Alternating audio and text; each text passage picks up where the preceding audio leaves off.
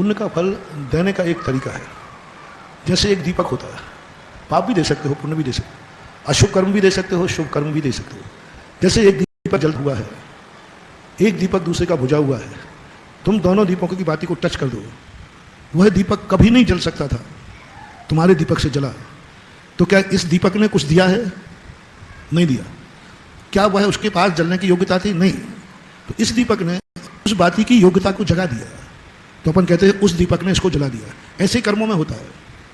कर्मों में क्या होता है? हमारे पुण्य कर्म का उदय है, जो हमारी संगति में आएगा उसके पाप कर्म का सम हो जाएगा और दीपक की ज्योति के समान उसका स्वयं का पुण्य जाग जाएगा। इस दीपक ने अपनी ज्योति नहीं दी, उसकी योग्यता जो थी वो प्रकट कर दी। जैसे सपोज कीजिए आप दुखी थे, भगवान पारसनाथ की आपने पूजा की, शांति धारा की, आपका मरीज अस्पताल में कोमा में पड़ा है और आप यहाँ भावना भा रहे हैं, पुण्य आप कमा रहे हैं, उसको क्या होने वाला है? भावना आप भा रहे हैं, दूसरे का क्या? तो एक के पुण्य से दूसरे के पुण्य की उदीर्णा होती है। एक व्यक्ति बीमार पड़ा है, सब लोगों की आंख में आंसू, तो एक व्यक्ति के दुखी होने से सारे व्यक्ति दुखी हो गए।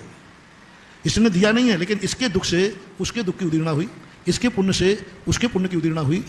और जो तुम्हारे लिए कई लोग कहते हैं कि महाराज जी दूसरे का किया हुआ धर्म दूसरे के काम कैसे आएगा? आएगा, ऐसे आएगा। आपने शांति धारा की, आप दुखी किस लिए थे?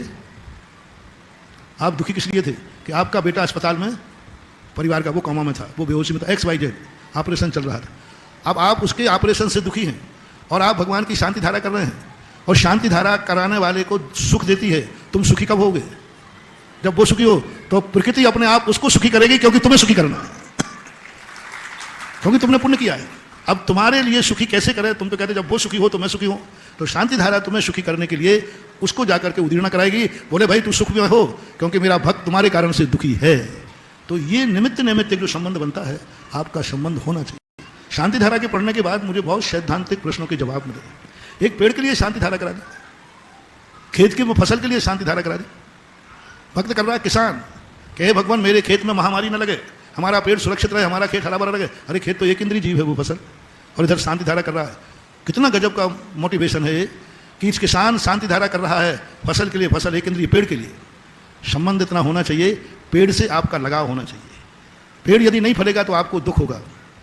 तो धर्म कहता है तुझे सुखी रखने के लिए हमें उस पेड़ को हरा रखना पड़ेगा, ये हमारे पुण्य का उदय है। तो ऐसा ये निमित्त नैमित्तिक संबंध होता है। चलिएगा अब हम